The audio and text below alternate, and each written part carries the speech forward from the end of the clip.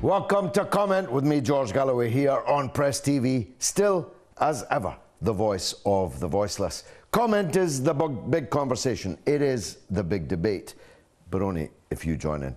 That's why, above all, I need your telephone calls. 44208-601-4555. That's the number to call us. You call us, we'll call you back, establish a clear line.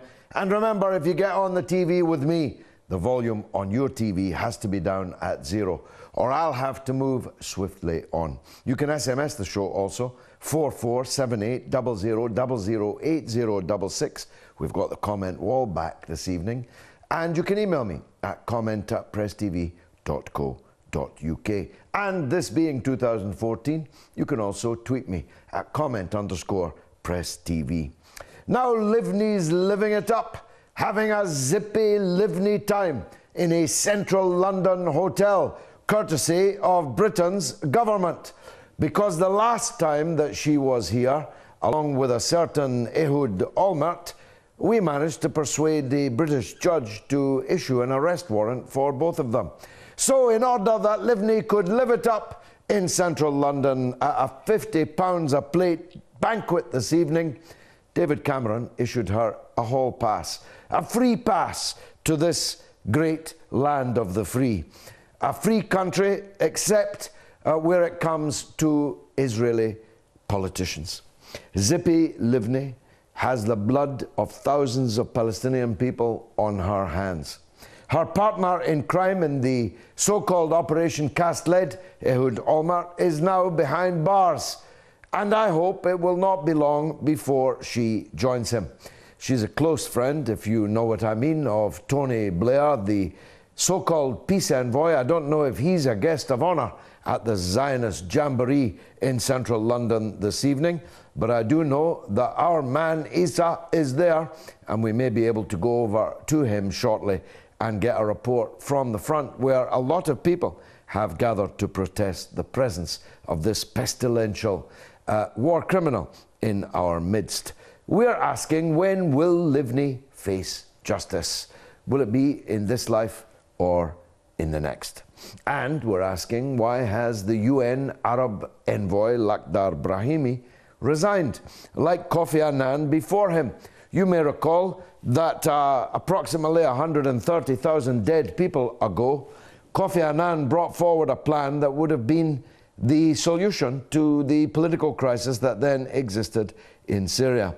But of course, the friends of Al-Qaeda, the Western governments and their Gulf satrapies who pay for the carnage in the area, just didn't want Kofi Annan's plan to work. And it could be that Lakhdar Brahimi has resigned for the same reason. However, thanks to an Iranian solution, an Iranian brokered, negotiated solution, the crisis in Homs at least has come to an end. The Takfiri fanatics who were holed up in the city, holding hostage many civilians, have finally been prized from the stranglehold that they had on one remaining district in Homs. And they've been taken away under United Nations supervision out of the area. And as you can see, the people began to return. However, the carnage continues.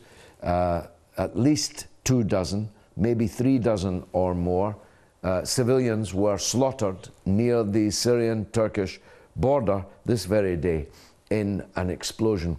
And the fighting continues, but there's no doubt about the direction of travel.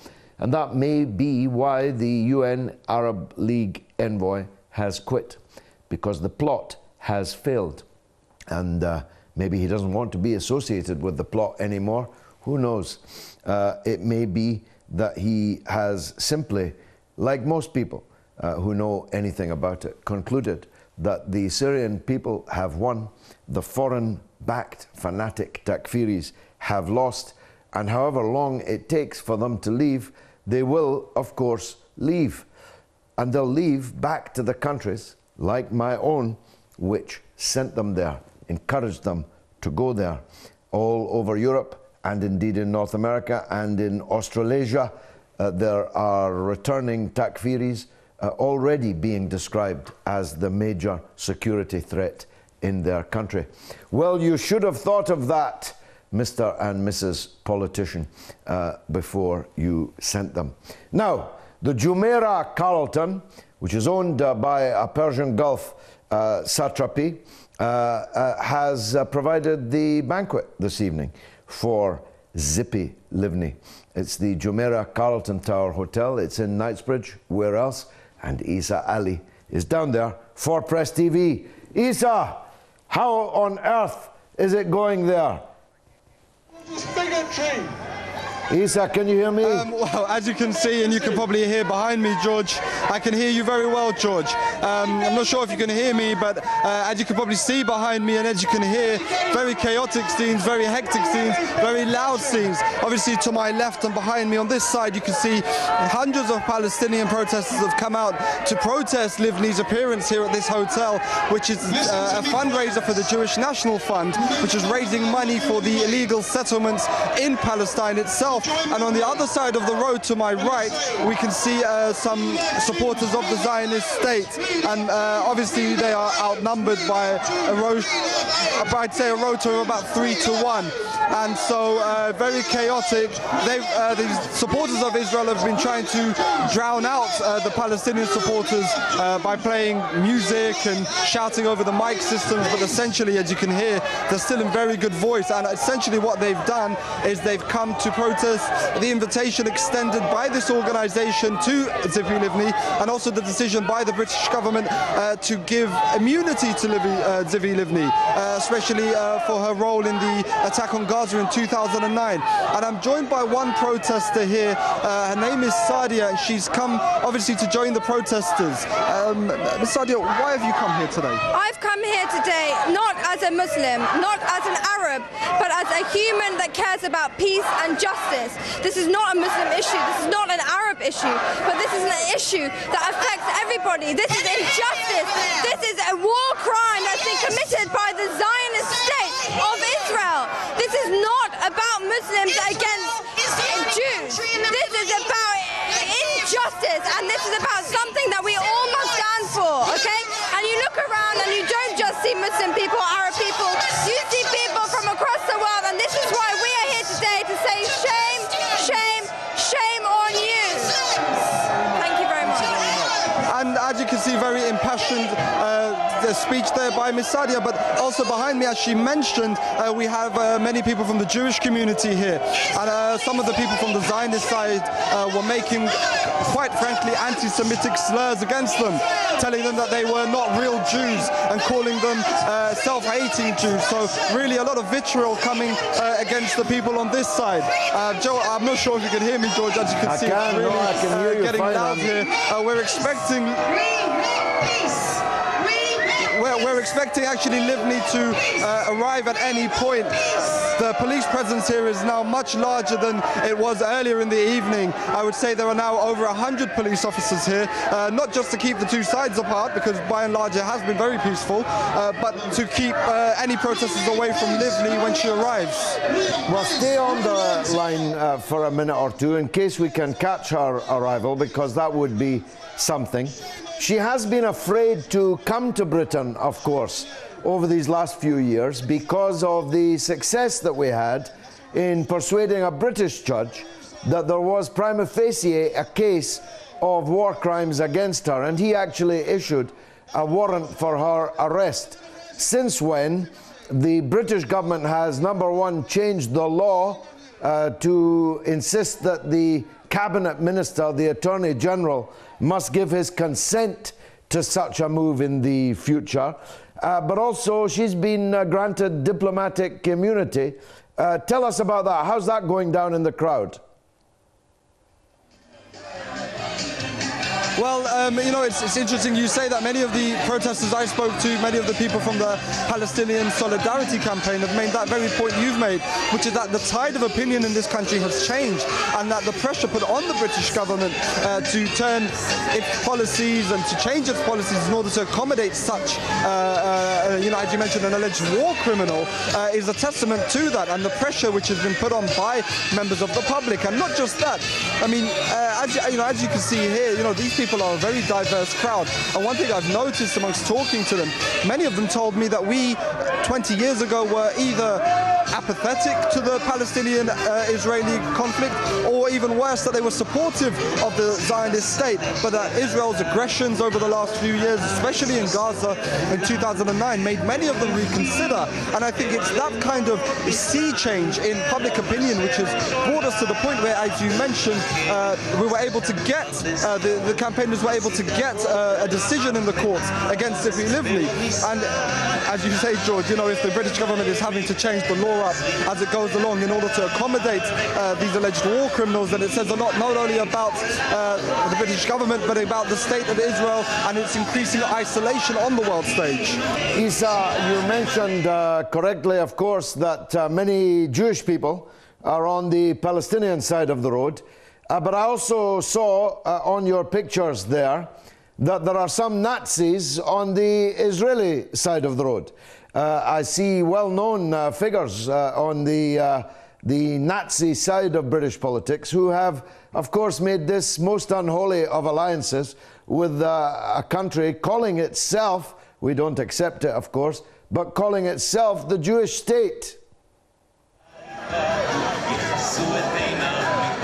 Well, exactly, George. I mean, it's funny, one of them actually took the mic earlier and he was speaking about how dangerous Muslims are to world peace. And he was from one of these far-right groups. Many, as you can see there to the left, I'm just going to get our cameraman to scan over for you. You see many Union Jacks, many of them saying British Christians support Israel unconditionally.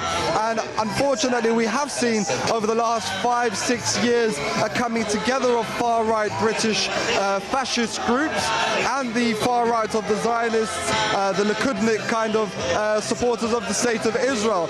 So very varied alliances on both sides of this divide. I've seen also one or two Ethiopian... What a pity. We've lost the line and we've missed Zippy Livni, but I do think you got a good picture there. First of all, the tiny, pitiful handful of Zionist cheerleaders on one side of the road, which included a majority of the flag and banner work were the flags and banners of British Nazis. I mean, you really couldn't make this up. The so-called English, so-called Defence League and other far-right Nazi outfits with flags enjoined with the flag of Israel, and the supporters of Israel welcoming these people into their ranks.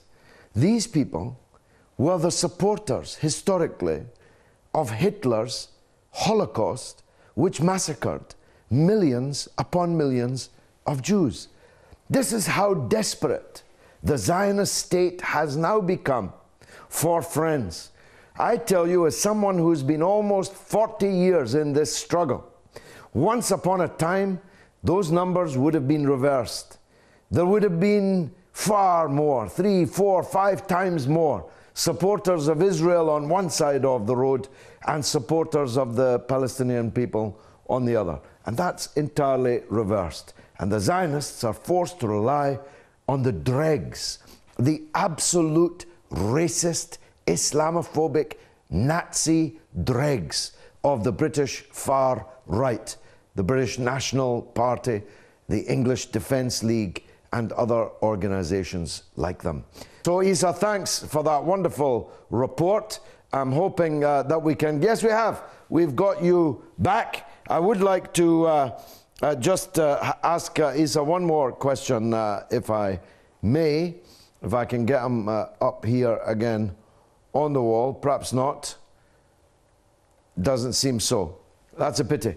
Isa is, of course, reporting for Press TV. You'll catch him on the news with a news report in the course of time. Now, the questions are, Zippy Livni, living it up in central London, when will she face justice? Let's recap on what she did.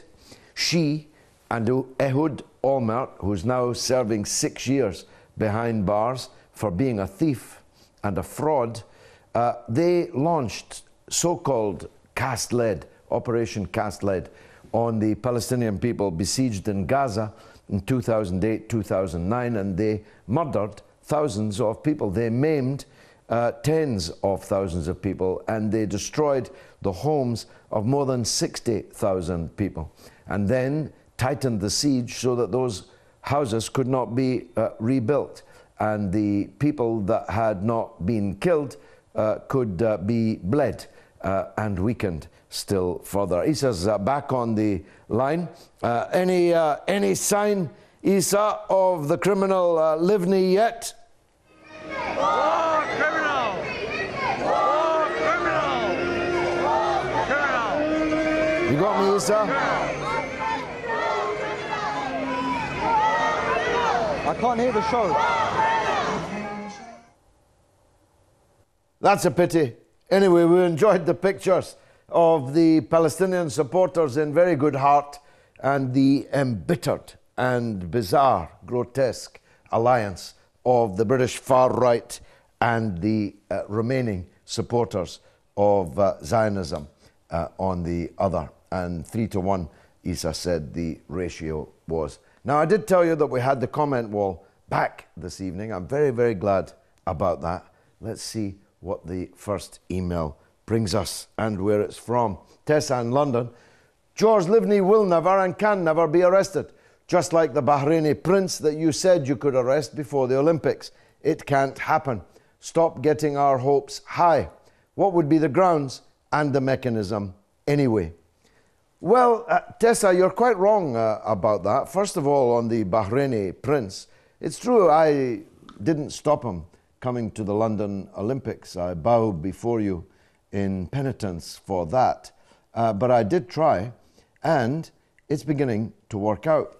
This very week, the British government announced that that very same Bahraini prince, the torturer, so-called Olympian, but actual torturer, he's got a gold medal in torturing people on the torture tables of the Bahraini dictatorship. This very week, the government announced that they were reviewing his diplomatic immunity.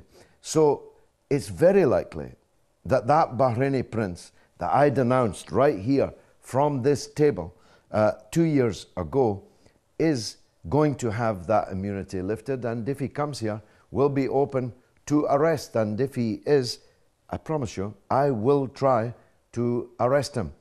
Tessa, I can't promise to succeed in everything that I am determined to do, but I can promise you that I will try to carry out every promise that I make.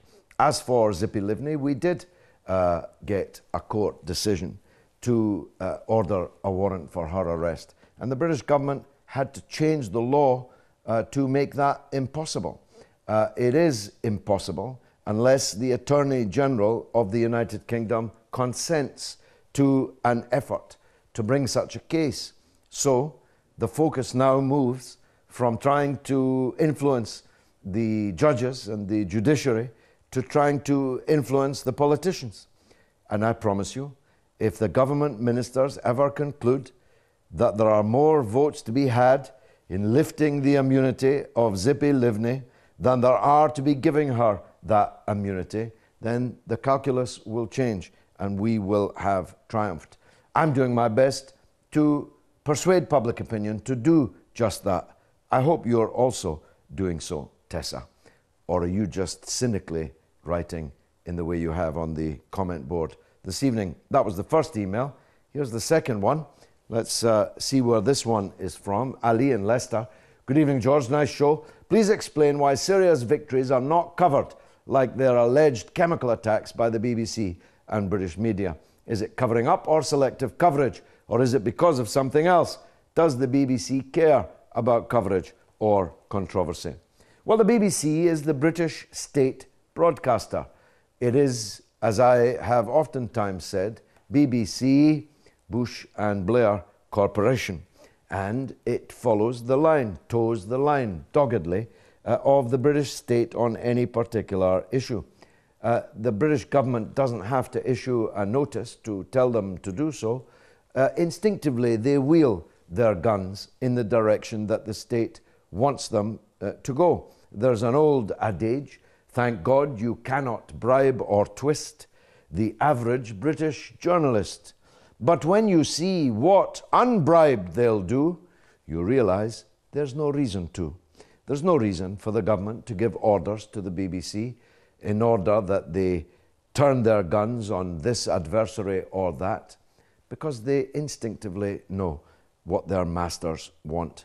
And their masters wanted the downfall of the regime in Damascus, and they have singularly failed to achieve it. So they're bitter and twisted, and anything that no longer suits the narrative will simply be ignored or turned inside out. Let's take a call. It's been too long. It's Faz in the United Kingdom. Why has the UN Arab envoy for Syria resigned, Faz? What do you say? Hello, George. Thanks for taking my call. No, you're welcome. I just wanted to actually talk about the election in Syria.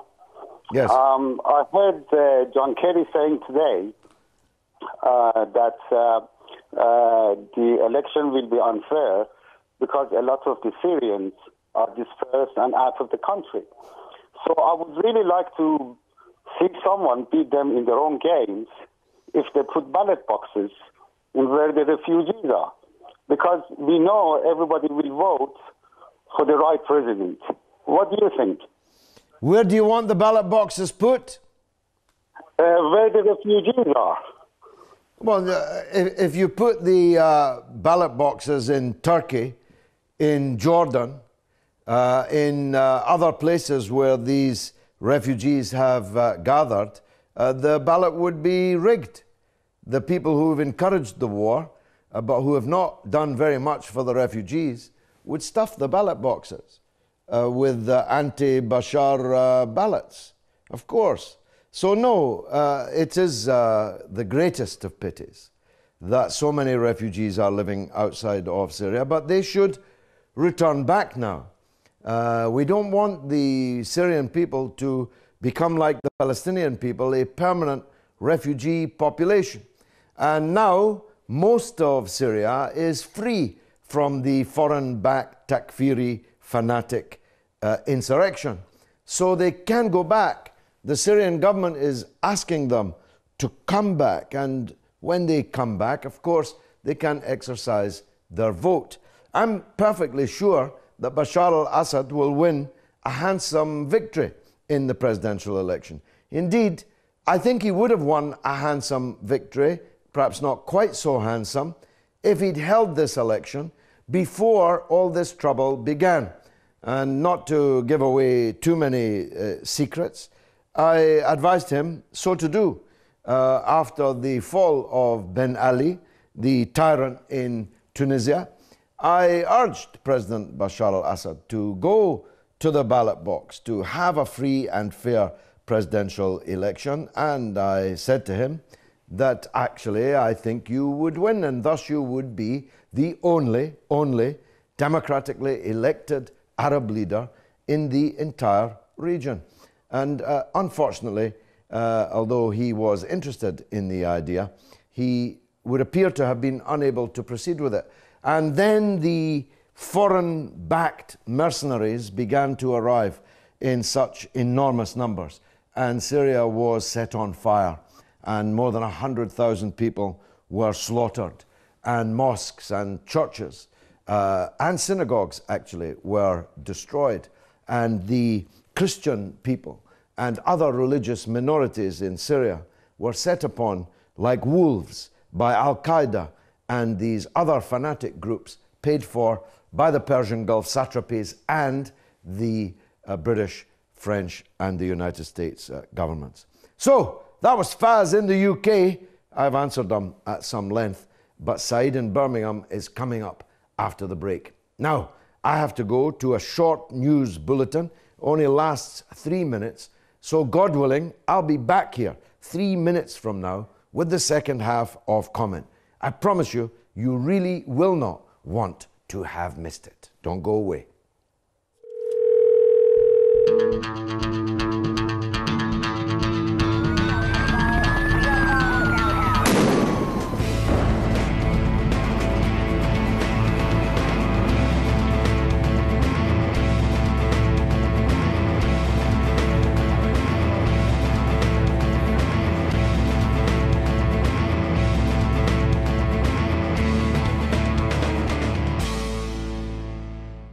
Welcome back to Comment with me, George Galloway, here on Press TV, still the voice of the voiceless. We're discussing Livni living it up in a central London hotel at £50 a plate for the so-called Jewish, so-called National Fund, which in fact is used to support illegal settlement on Palestinian land.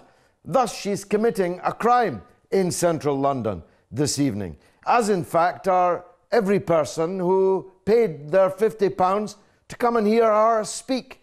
She's commissioning a crime under international law, and those aiding and abetting her with their money are participating in that crime. She ought, therefore, to have been arrested on arrival, but she was not, because David Cameron, Nick Clegg, and their motley coalition crew gave her diplomatic immunity from arrest on this occasion. You will recall that in the past we did persuade a judge to issue an arrest warrant for her and Olmert. They both fled the country very quickly indeed, just ahead of the police. But no more. The British government has changed the law and diplomatic immunity has been extended to the war criminal Zippy Livni. So I'm asking Saeed in Birmingham, when will Livni face justice? Saeed, welcome to the show. Go ahead, sir. Thanks for having me, Brother George Galloway. You're welcome, brother. Go ahead. In the name of Allah, and God bless you, and God reward you. Jazakallah khair, brother. Very briefly, Ameen. She has got enough blood on her hands, and she known as a war criminal. I am so sad that as a British citizen, 21 years living in this country, seeing that someone like David Cameron, Nick Clegg, as well as Mr. Right Man of the Zionist government, William Hague, giving her safe path and diplomatic permission to come to London. London, a special place for special people, Brother George Galloway. And I reward you again, may Allah bless you, for voting no for Syria war. That was a slap on the face of Zionist government, and soon we will have Christian Britain back. That's all I can say. At the moment, I'm afraid Zionists control British politics. But I believe, just like Russia and part of Middle East, a true British Christian will come back to life, and we, as Muslims and Christians, will be brothers and sisters like back to days, and we will tell Zionists, no, we cannot accept killing women and children yesterday, and today come to London with a very welcoming Union flag and British flag and Zionist flag. I mean, Saeed, but just take account of this, that those Union flags were not being flown by the British government or the British state. They weren't prepared to do that. They weren't rolling out the red carpet for her. They merely made it possible for the Zionist movement to roll out the red carpet for her.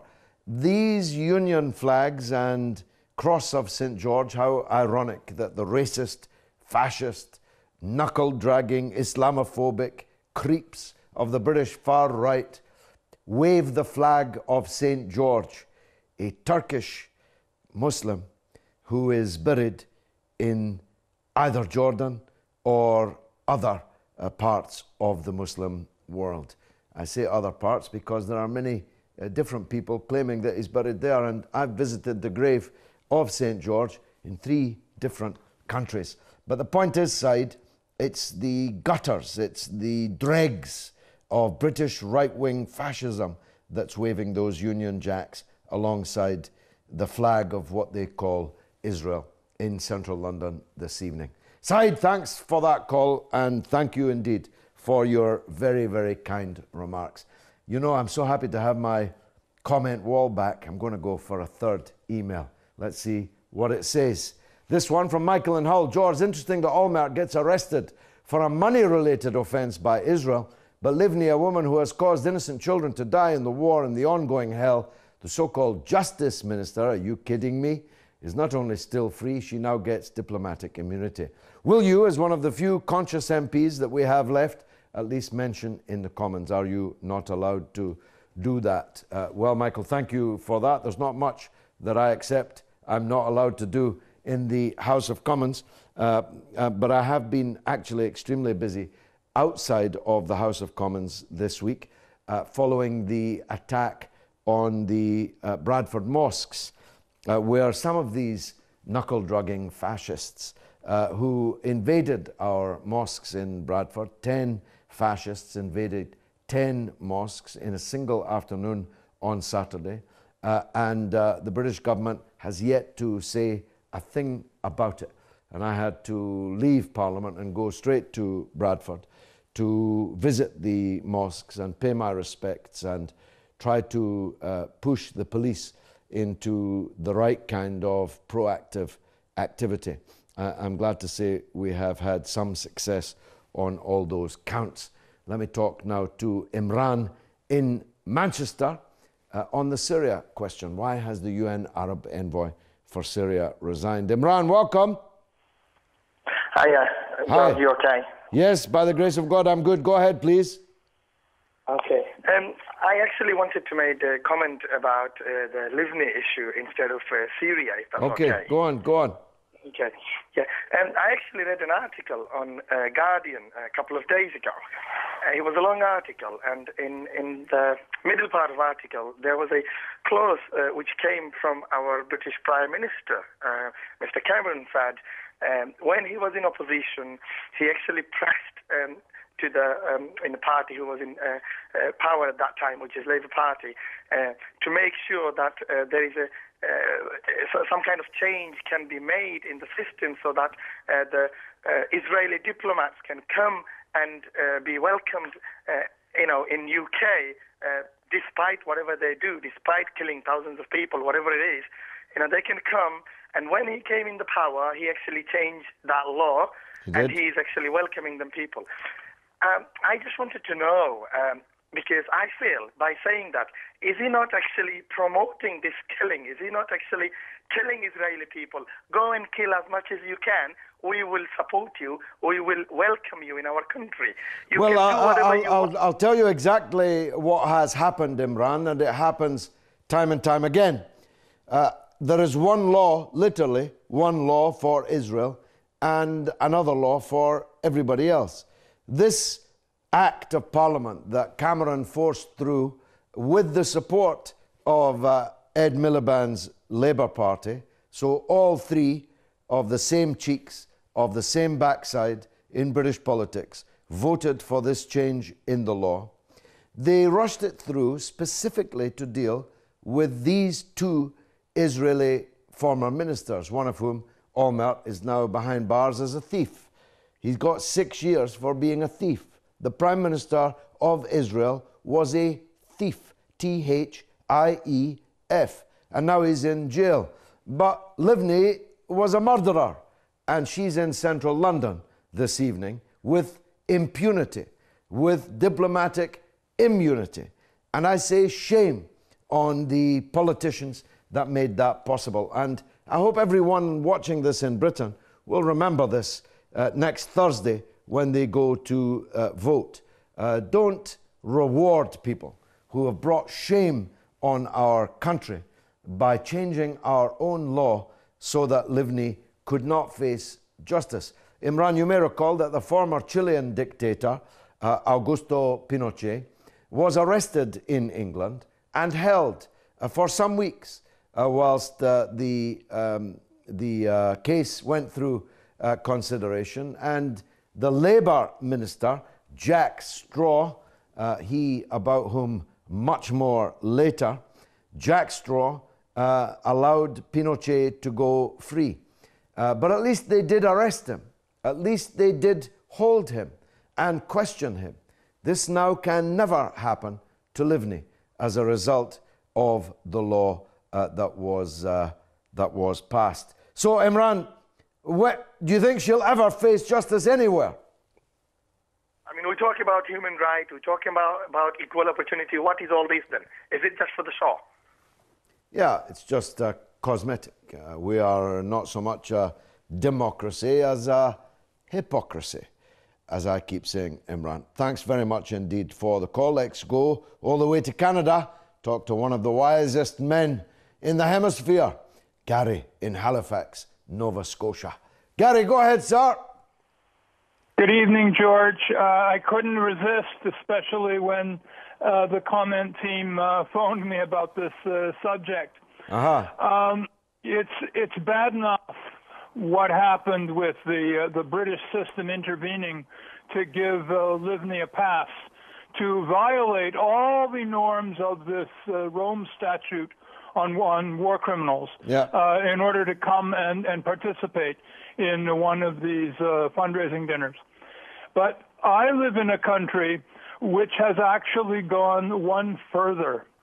Canada also is part of this Rome Statute, this so-called general international law regarding pursuing war criminals. Yeah. And Canada has a very interesting exception.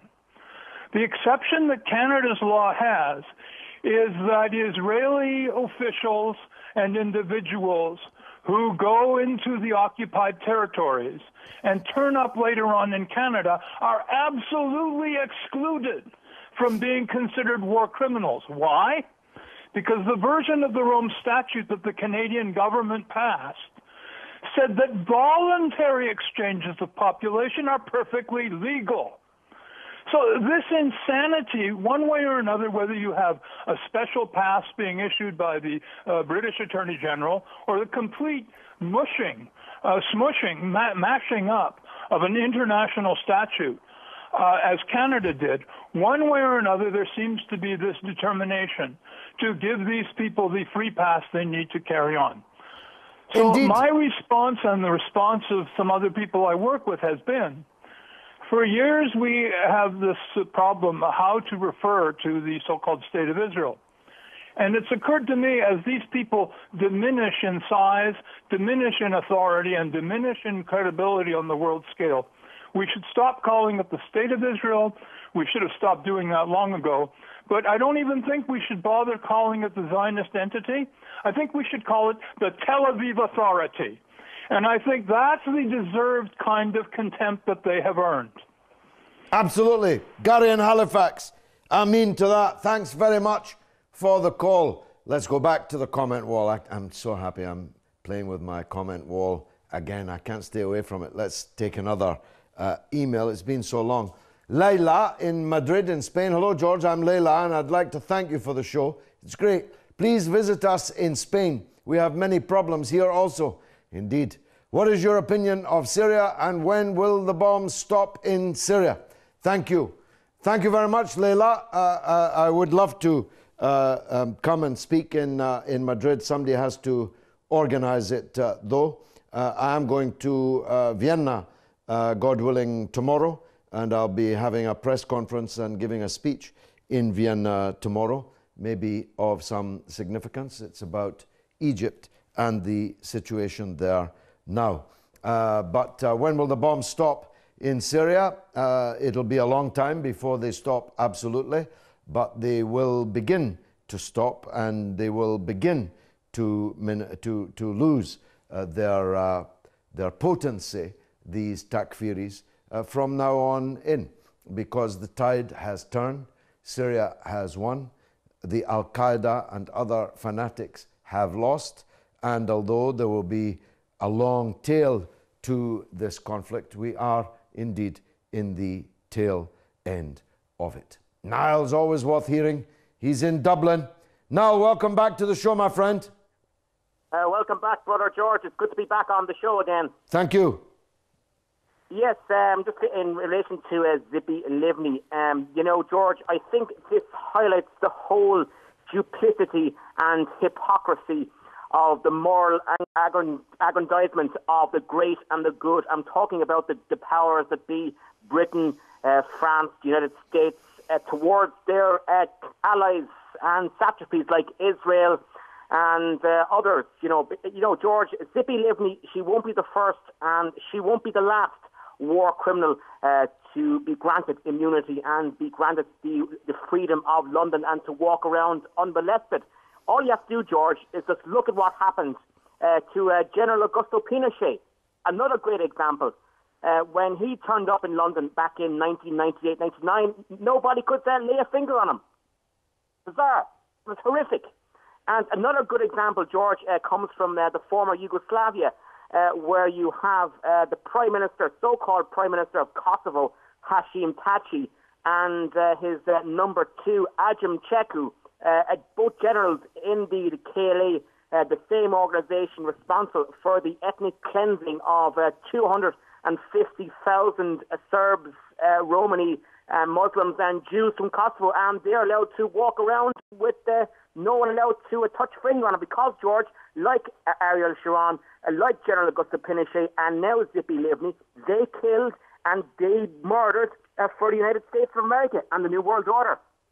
Well, Niall, I was filming outside the International Criminal Court in The Hague just last week for the Tony Blair documentary film that, as you know, I'm making. And it was dubbed up, it was locked up, there was nobody around, there's nothing happening at the International Criminal Court. But I made the point outside that it's unlikely that we'll manage to get Tony Blair, and the same would go for Zippy Livni, into the International Criminal Court because, well, they're just not black enough now.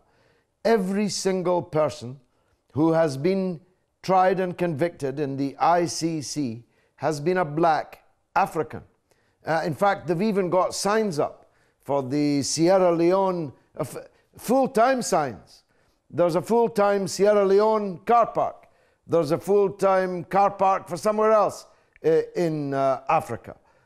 These criminals who look like you and me, they never face international justice.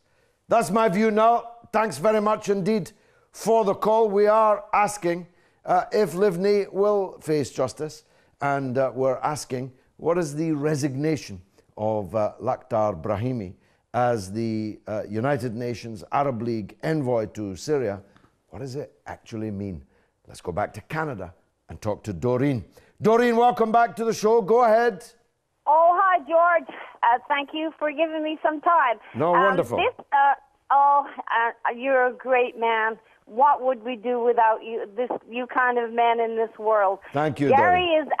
Gary from the East Coast is absolutely right, and I'm on the West Coast. And our government has definitely been hijacked by the Zionists. And now we are not allowed to say anything about them because then they keep making new rules. And that's what you were saying about this Libby one.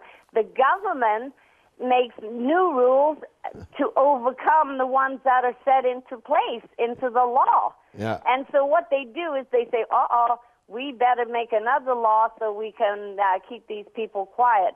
But I'm not as on the international scene as Gary is, but I'm just a grandmother that sees a 6-year-old child in Palestine arrested and screaming bullied by an Israeli soldier, and I can't stand to see that kind of thing and have John Baird out there in the American APEC giving out things like Iran is a threat to Canada.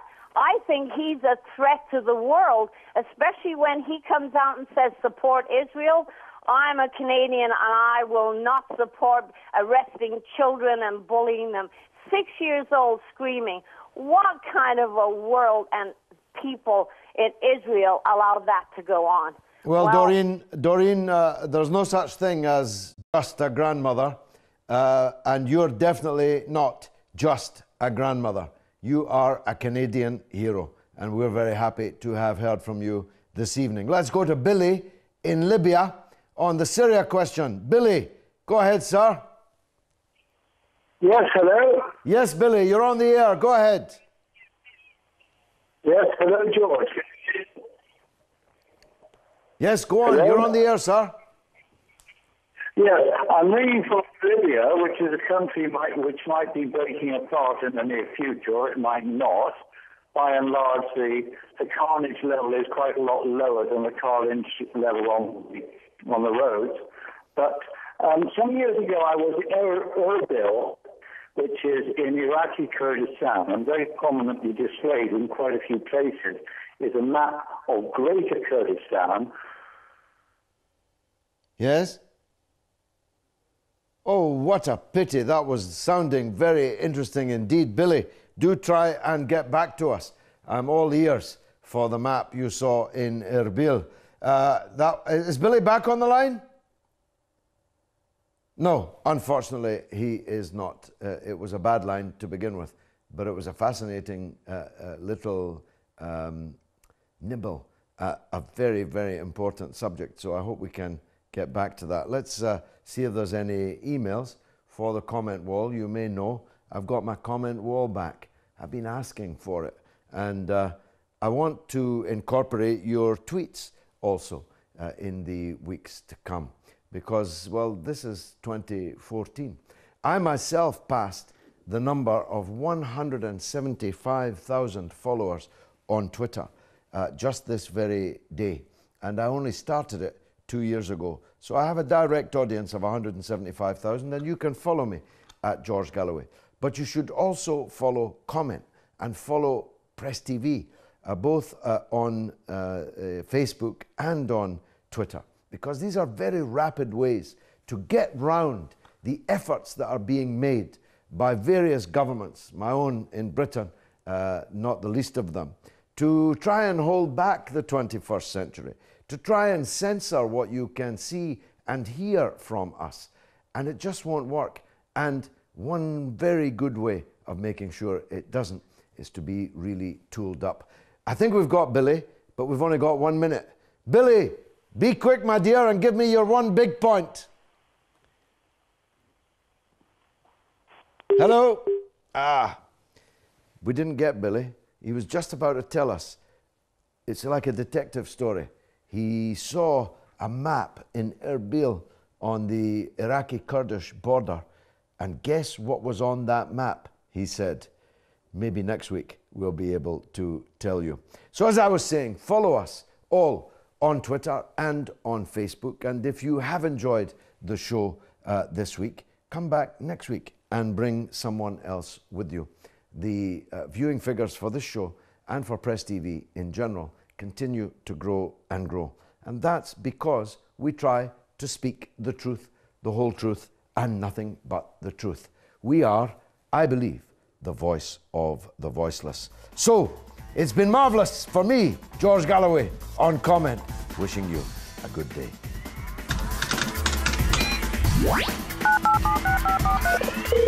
Hello, if you just comment your name and the place you left that number. And just make sure that your television volume is set to 0. So 0. Can you spell your name for me? Yeah, I know. You redirect me, put through the phone number and then